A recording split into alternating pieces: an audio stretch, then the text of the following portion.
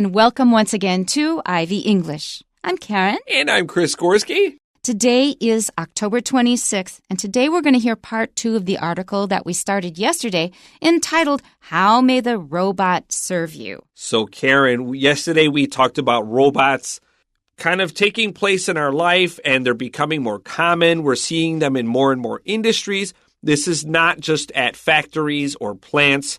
There's one place where I really don't welcome this technology, and that's restaurants. Really? I am ice cold. I am so sick of QR code menus, and I've only come across them a few times. I hate QR code menus. I have no love for them at all. This is not a robot, but just the creep of technology. Man, I hate a QR code menu. That's really interesting because I was thinking of the same thing. Now, there's a restaurant chain that's quite popular that I go to every once in a while, kind of as a special treat. And I've gone there enough times that there is one of the servers there who recognizes me. And then I just sat down and she says, well, you know, we've changed over to QR codes. And I could tell from her tone of voice something was wrong. And I said, yeah. She says, well, if you really want to, you can still order from the servers. And then she says, you know, I really hate this. And I think, you know, one of the reasons I love my job as a server is because I get to interact with so many different people. When they ask about the menu, I can tell them about which dishes I like for what reason, what it contains, what to avoid, or blah, blah, blah. She just loves interacting with her clientele, which I really admire, which is, I guess, one reason why I like this server. And you could tell from her expression that this affected her really deeply. It's completely changed her job. So as a customer, I generally will try to make my job, the server's job, as easy as possible. I want to be extremely low maintenance. Yes, me too. But one thing I do like is to keep the menu at my table. And a lot of restaurants, they feel this is fussy. They're like, are you done with the menu? No, we want to look at it for a future. We may come back and we're interested and we'll talk about the menu. But I like the physical menu. The QR code solves this problem where I can just keep opening and looking at it. But I hate looking at QR code menus. I think they are vastly inferior to a traditional menu. They're not as human. They're not as human. They're just they don't fit the purpose. It's not a robot, but it's just a way in which technology is making things more cumbersome, not better. We're going to find that with a lot of these very advanced technologies, we may in the end reject them in some areas because we discover through the use of this technology, which makes our lives easier in some ways, that it makes our lives emptier in others. They're QR code menus, terrible idea. Stop doing it, everybody. Stop. I hereby declare, terrible. War on QR code menus. My server that time says, you know, a lot of us really don't like it. And I said, well, why did the restaurant institute it? And she said, well, they just figured everybody else is doing it, and it's a sign of the times you don't want to be left behind. And you could tell with every word she said about how unhappy she was with this system. On the other hand, let's get back to robots. I have been to restaurants where the robots bring you the food, and those are kind of cute. I don't mind those. Doesn't bother me. That doesn't bother me. So back on topic, the robots themselves are probably okay, but I view those robots as kind of fragile.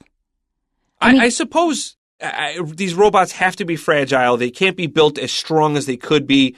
Robots are slow and kind of adorable at this point because their true power would be dangerous. That's true. We're all very adverse to being to lawsuits, and nobody wants to get run over by a fast-moving robot. Yeah. That would be a bad idea. Or because they need to move slowly and they're kind of cumbersome so that they don't accidentally spill hot food on you. I imagine there's a lot of purposely bad design in these to make these less efficient so they don't harm customers. So they don't hurt people and they're less threatening.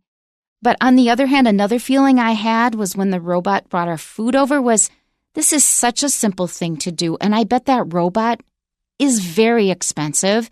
And you have to have a whole operating system and you have to make it custom made for each restaurant because each restaurant has a different arrangement. It'd be so simple for the waiter or waitress to just take the food and put it on my table. Why bother?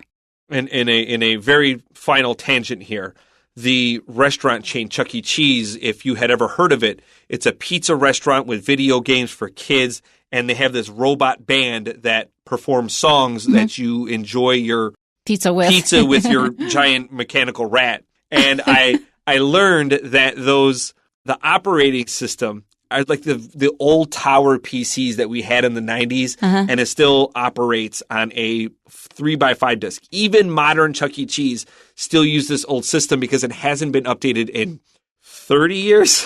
So the larger floppy disk or the smaller one? The little 3x5 floppy disk, which is unbelievable to think about, which is funny to think about, that these robots haven't been updated in so long. They need this incredibly antiquated technology to run. And it's just...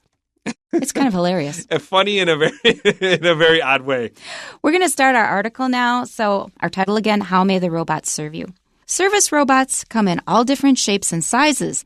And one of the most familiar types that can be seen on a regular basis is the robot waiter. As the name suggests, robot waiters are robots that work in restaurants. They handle some of the tasks that a human waiter would often do, such as greeting guests, leading them to their seats, delivering food, and clearing tables. Of course, there are some tasks that robot waiters can't handle. They can't take orders or answer open-ended questions from customers. This shortcoming is one of the fundamental issues with robots. They can only do what they are programmed to and can't deal with the unexpected. Another barrier that robot waiters face is a physical one. Robots in restaurants can't navigate stairs or access outdoor seating areas separated by doors or uneven walkways. These are just a few reasons why most restaurants that have service robots still employ human waiters. At this point in time, many restaurant owners don't see robots as a viable replacement for humans, but rather as a shift in the duties that waiters traditionally fulfill. With robots that can handle mundane tasks, human waiters can focus more on customer interaction. Robots aren't replacing humans, but relieving them of some of the tasks that they often struggle to juggle, especially in busy restaurants. While this trend seems to benefit both restaurants and human waiters, it may encounter resistance from certain patrons who are not used to or dislike interacting with robots. Nevertheless, if this trend in food and beverage continues, then everyone will need to be more accepting of these robots when dining out. Let's go back to the beginning. So, service robots come in all different shapes and sizes, and one of the most familiar types that can be seen on a regular basis is the robot waiter. I think this is pretty straightforward. We probably don't need to spend a lot of time on it, but do remember these phrases in chunks because they will be very useful to you in many contexts. So, come in all different shapes and sizes. Just learn that as a whole chunk. One of the most familiar types, one of the most attractive ones, whatever, that's another great chunk. That can be seen on a regular basis. That's another great chunk. So if something is really common, something that can be seen on a regular basis, just use that whole chunk, is the robot waiter. One other thing I think of is when I see these robots is I think of Japan. This looks so Japanese. I agree. There is a little cart that putt-putts around one of the Western supermarkets near Taipei 101. And I'm not sure if it's Japanese. I didn't see any markings on it, but its face has that kind of Japanese cat, and it's just very right. cuddly looking for right. a very cold device. I agree that I wonder if a lot of these companies aren't taking notes from Japanese artistic styles to kind of to make it more friendly, more adorable. Or if it was made in Japan and the whole system was made in Japan, which I think is very likely because the Japanese very early started using robots and they started designing them for home use, like as pets or companions. It's the Japanese who have been doing a lot of this. Let's continue to our next paragraph. As the name suggests, robot waiters are robots that work in restaurants. I think we can just leave that as it is. That's pretty easy. They handle some of the tasks that a human waiter would often do, such as greeting guests, leading them to their seats, delivering food, and clearing tables. Now, you have worked in a restaurant before? Just one or more? So I worked at McDonald's and Subway, mm-hmm. and I have frequented restaurants. Okay. As a customer. Yeah. I haven't really worked in fast food that I can remember, but I've worked in a lot of restaurants where you have to take orders and then bring the food to the table, etc.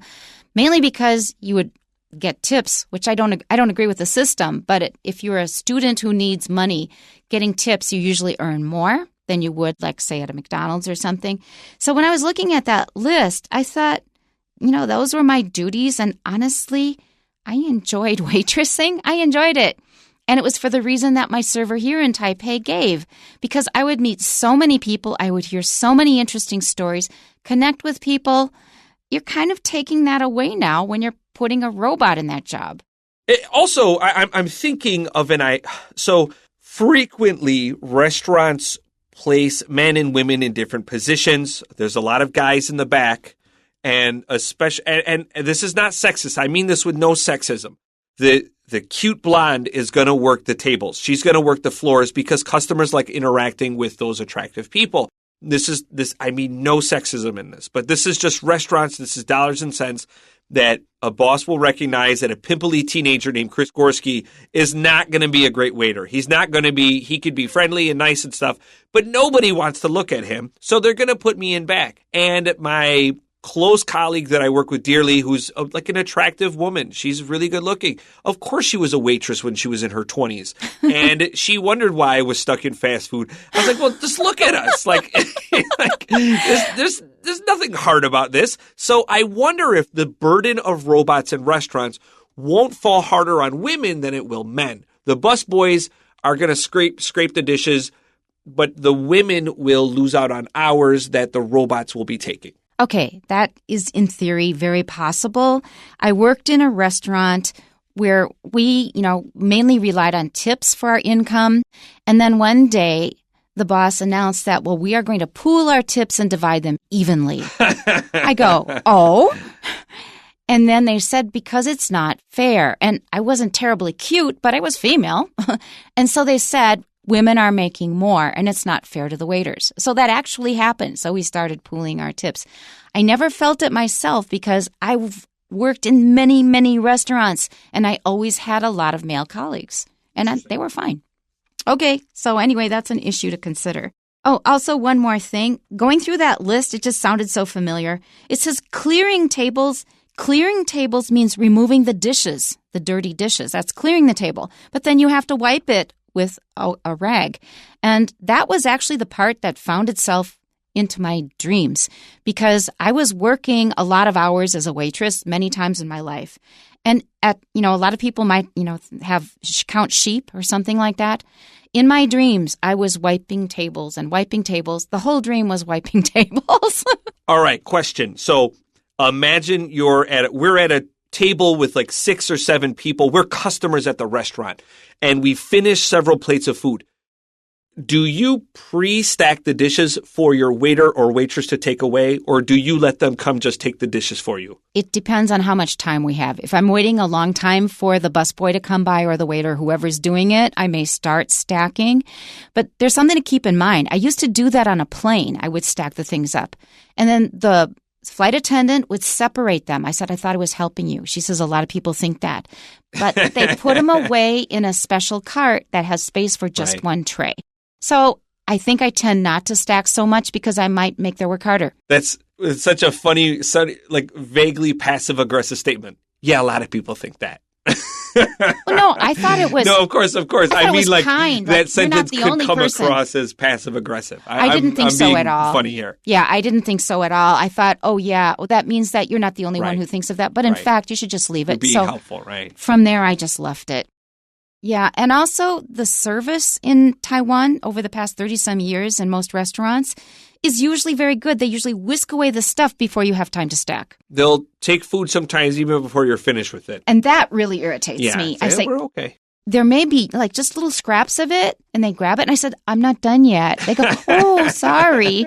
You're going to scrape? Yeah, I'm going to scrape. Yeah. Every grain of rice. And how about you? What do you do? I will stack those dishes. It benefits the waiter or waitress. Generally speaking, they can take one big stack. Also, we now have more room at our table. I think it kind of benefits everybody. Plus, it's like a common courtesy thing, which I think you and I both are concerned about. Yeah, and I would agree with you. Sometimes I do it as well. All right, paragraph 3.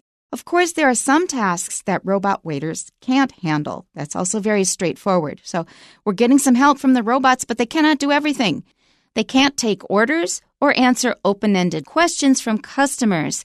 So I bet they could take orders in the future, but now they're using the QR code, so it's much more straightforward. I mean, at least they don't have to have speech recognition. You just use your phone and then swipe. So they're saying that this is something they're not good at. If you're going to order orally and then you ask it some questions, it's not going to be able to answer. This shortcoming is one of the fundamental issues with robots. And this, to me, is really fundamental. It's the core issue of robots and AI in general. And the rest of it comes out in the next sentence. They can only do what they are programmed to and can't deal with the unexpected. This sentence is really important. If you take anything away from today's lesson, let it be this sentence. I have listened to many, many podcasts discussing AI.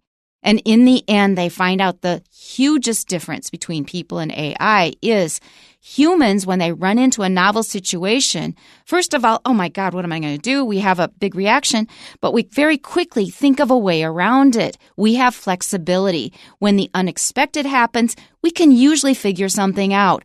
AI is not good at this. I thought that this sentence and the sentence after the sentence we were just reading actually have very nice transitions here. So this shortcoming, I'm jumping ahead slightly, another barrier. I thought this was another good way of kind of segueing these two sentences and these different problems that robots face. And I'm thinking of these kinds of things recently because some of my oldest students that I've been teaching for since they were like in second grade and now they're approaching college, like I'm thinking of advancing their English with better, smoother transitions, move away from the cliches and the basics, the inconclusions of the world. And, yes. and just they need to know that phrase, but now it's time to push things forward. And I just thought of this and I thought of them and I said, oh, this is very appropriate. I'm going to show them this later. Our brain works in steps, so make sure that one step grows out of the one before it and it goes logically. It'll be much easier on your reader. So they are saying, first of all, it has some brain problems because humans are pretty good at finding a way around sticky situations, even though we don't always enjoy it. And it's going from that to physical problems, which is the sentence that Chris was just talking about. Another barrier that robot waiters face is a physical one. So if you see their design, they are not yet good at things like steps. That comes in the next sentence. Let's just go to that. Robots in restaurants can't navigate stairs or access outdoor seating areas separated by doors or uneven walkways. Now, personally, I think that they could design ways for robots to be able to step over things or walk up stairs. I believe it's possible, but I don't think that they've focused their research work on those areas yet. Those robots do actually exist. They tend to be very expensive, and robots are already expensive enough. This may be something we see far in the future, but as for now, they're going to have like tank controls basically rolling around.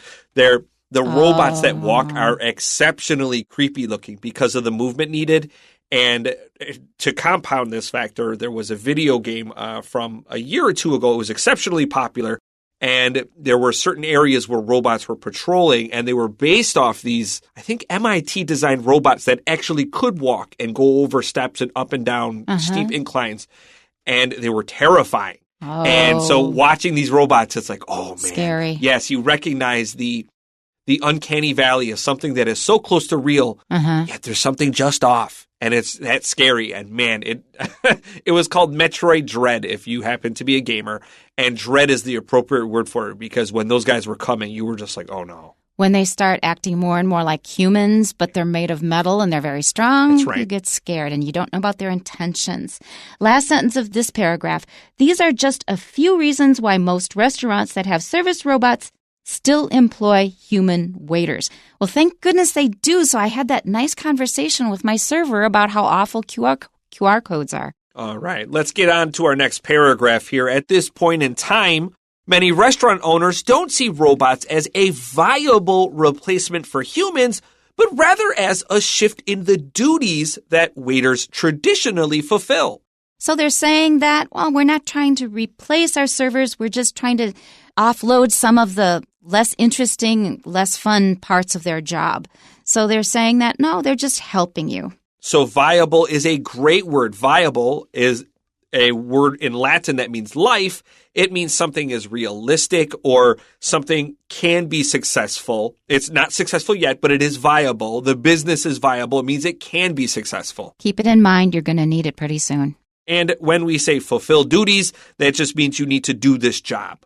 Let's continue with robots that can handle mundane tasks.